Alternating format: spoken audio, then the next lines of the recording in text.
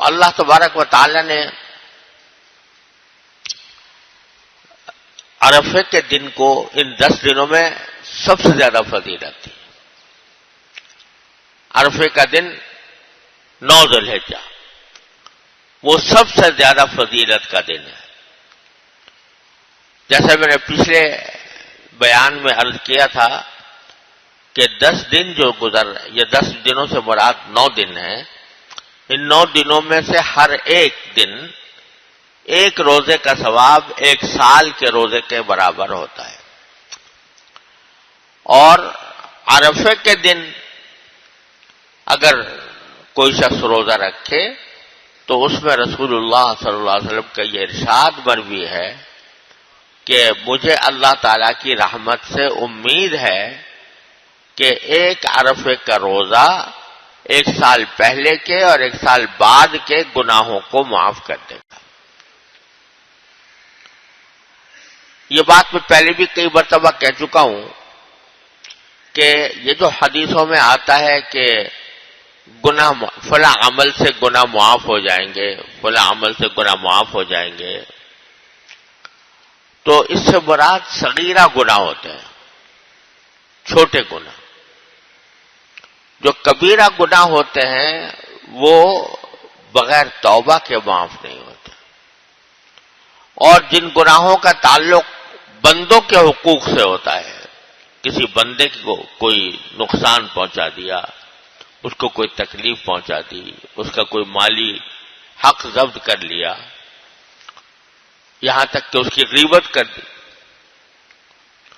اور اس کے اوپر بہتان لگا دیا، یہ گناہ کسی بھی عمل سے معاف نہیں ہوتے، بلکہ انسانوں سے جب تک معافی نہ مانگی جائے، جن کا حق طلب کیا گیا ہے، اس وقت تک معاف نہیں ہوتے. لیکن چھوٹے موٹے گناہ جو ہم کرتے رہتے ہیں ان کے لیے یہ کفارہ بن جاتا ہے 1 سال پہلے کے گناہوں کا اور 1 سال بعد کے گناہوں کا عرفے کے دن کا روزہ. یہاں ایک بات کی وضاحت بہت ضروری ہے جو آج کل بکثرت لوگوں کے دلوں میں پیدا ہوتی ہے کہ 9 ذی الحجہ کو یوم عرفہ کہا جاتا ہے.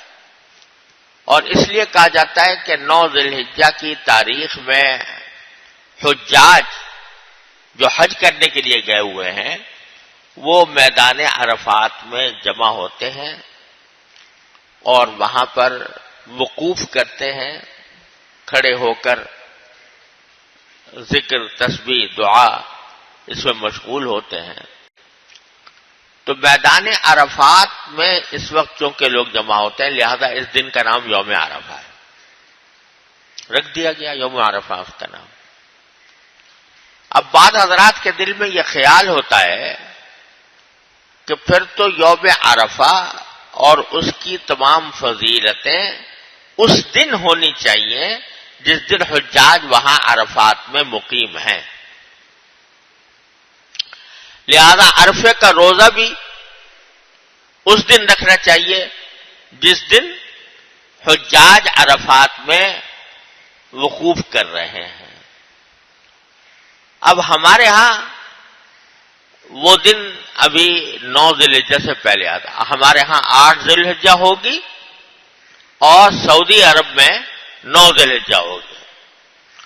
چنانچہ حجاج جو ہے عرفات کے اندر ان کا جو وقوف ہوگا وہ 9 ذی الحجہ کو ہوگا اور وہ ہمارے ہاں 8 ذی الحجہ ہوگی.